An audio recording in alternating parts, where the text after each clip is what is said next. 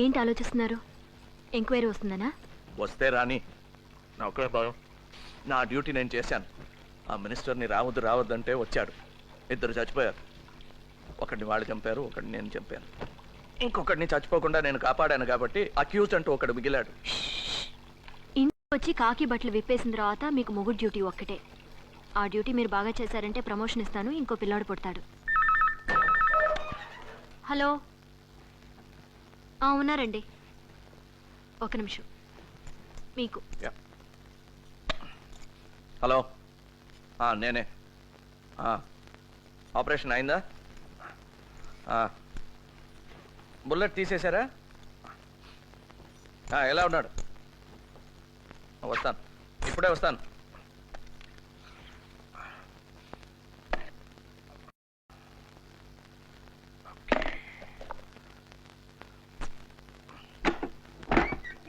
ఏమండి, ఎంతసేపట్లో లేట్ అవుతుంది. తెల్లారినట్టే.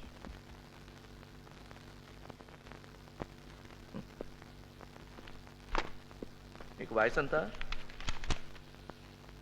40 ఏళ్ళు. బయటకు వచ్చేసరికి 60 ఏళ్ళు. నీ పెళ్ళం సావిత్రి నీకన్నా చాలా చిన్నది కాదు? ఇంకో 10-12 ఏళ్ల యవ్వనం ఎలా గడుపుతుందో పాపం. మీ గ్రూపులో అందరూ ఆవిడ్ని చేరతీస్తారు. ఎవడైనా ఒక మంచివాడు పెళ్లి చేసుకుంటాడు, లేదా ఉంచుకుంటాడు. వాడితో ఒకళ్ళో ఇద్దరో పిల్లలు కూడా పుట్టచ్చు. కొత్తగా వచ్చిన మొగుడు తన పిల్లల్ని చూసుకుంటాడు కానీ పాపం నీ గిరి ఏమైపోతాడో. చాలు ఆపు. పాపం గిరి టెర్రరిస్ట్ కూడా కాలేడు. ఏం కాదు, రోడ్డు మీద అడుక్కుంటాడు. వద్దు, ఇంకా చెప్పొద్దు. గిరికెన్నేళ్ళు? ఇంకా నేను వినలేను. నువ్వు వినాలి. సావిత్రి గిరి అంటే నీకు ప్రాణం కాదు. వాళ్ళని చూపించి నిన్ను బెదిరించను. నాకు నా కుటుంబం ఉంటే ప్రాణమే. మన ఇద్దరం ఒక రాజీకి వద్దాం. వీలైనంత తొందరగా నిన్ను నీ కుటుంబంతో ఉండేటట్టు చేస్తాను. అబద్ధం. అబద్ధమే కాదు? కాదు, నిజం. నేను సావిత్రిని కలిశాను, మాట్లాడాను. గిరి బాగానే ఉన్నాడు. నువ్వు మొత్తం చెప్పేస్తే నీ మీద జాలిపడి నీ పేరు ఈ ఫైల్లో లేకుండా చేయడం కూడా సాధ్యమే.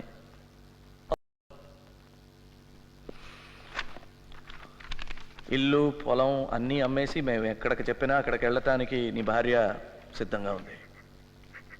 నీ క్షేమం గురించి హామీ కూడా ఇచ్చాను. నీ గురించి ఈ ఫైల్లో చాలా బాగా రాశారు.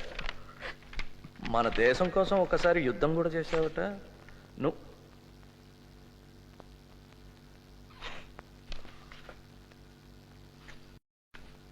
వీడు తెలుసా నీకు? ఫ్రెండా? గ్రూపులో ఒకడా? ఎన్నిసార్లు చూసావు? చాలాసార్లు చూసావు కదా. ఇదిగా నీకు చాలా బాగా తెలుసు అని నాకు తెలుసు. అన్నీ తెలిసి నన్ను ఎందుకు అడుగుతారు? అతను చెప్తాడు, నేను చేస్తాను. మీరు ఏదైనా అడగాలనుకుంటే ఈ భద్ర గారిని అడగండి.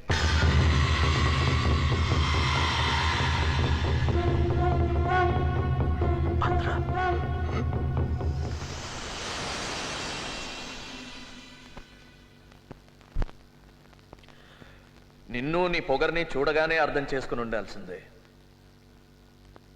భద్ర. ఇప్పుడు నువ్వే నాయకుడివి అని తెలిసిన తర్వాత చర్చలు మొదలు పెడతాం. సీఎంతో డైరెక్ట్గా మాట్లాడొచ్చు. చర్చలు, సంప్రదింపులు నా పద్ధతి కాదు. పోరాటమే నా సమాధానం. అయితే ఇక్కడే చేస్తావు. నేను చస్తే 1000 మంది పుడతారు. పుట్టరు.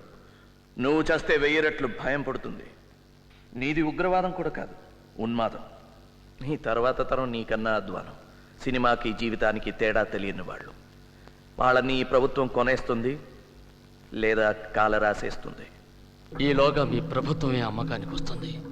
అప్పుడు మేము మీ ప్రభుత్వాన్ని పాము తల తొక్కినట్టు తొక్కేస్తాం. తోక మాత్రం కాసేపు కొట్టుకుని గెంతులేస్తుంది. తల తొక్కటం మొదలెట్టేశాం.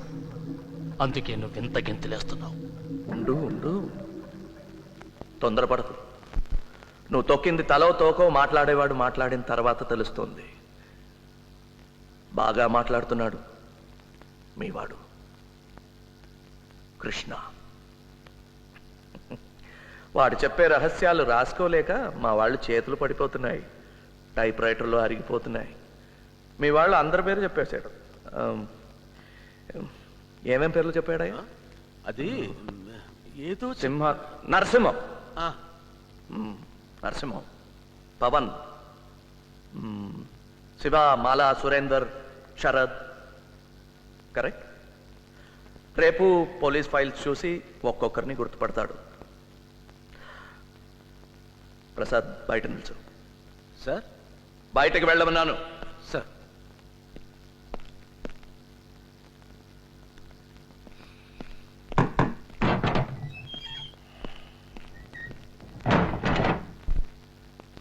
మన ఈ యుద్ధం ఇవాల్టితో తేలేది కాదు.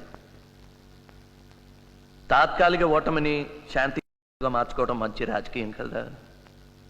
నీకు తెలియదేంటి?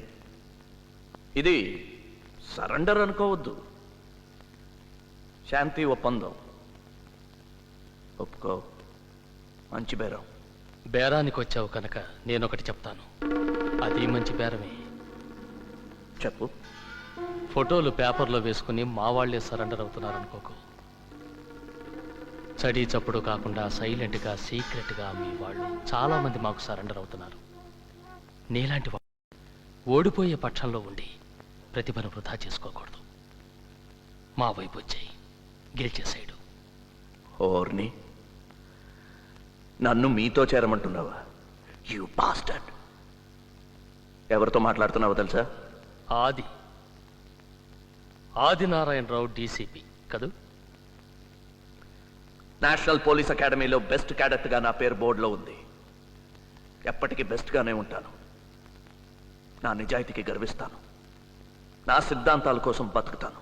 నా సిద్ధాంతాల కోసం చచ్చిపోతాను. ఇప్పుడు చెప్పు, ఎవరు గొప్ప? నువ్వే. ఊరికే మాట్లాడడంలో. భద్రా, మాట్లాడేది వినపడాలి, లేకపోతే ఏం చెప్తున్నావో అర్థం కాదు. ప్రభుత్వం మాట్లాడితే ఈ ప్రపంచానికి వినపడుతుంది. నువ్వు మాట్లాడితే ఈ గదిలో నాకు మాత్రం వినిపిస్తుంది. నా సలహా విని. విన్నాను.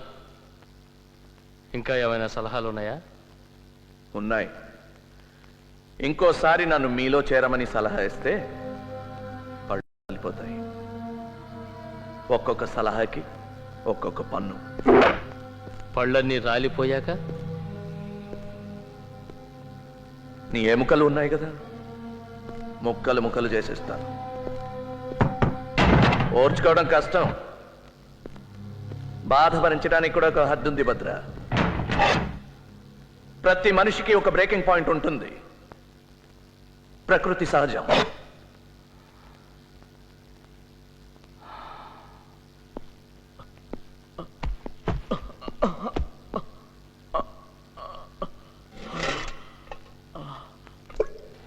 ఇదిగో, ఇవన్నీ ఇక్కడ పెట్టకండి.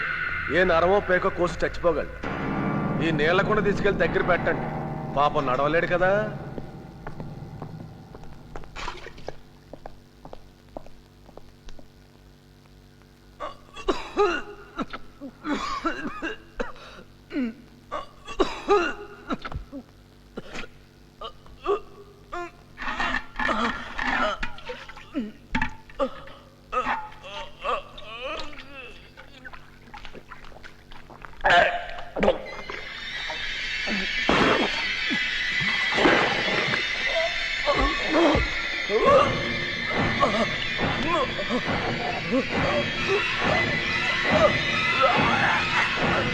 Good.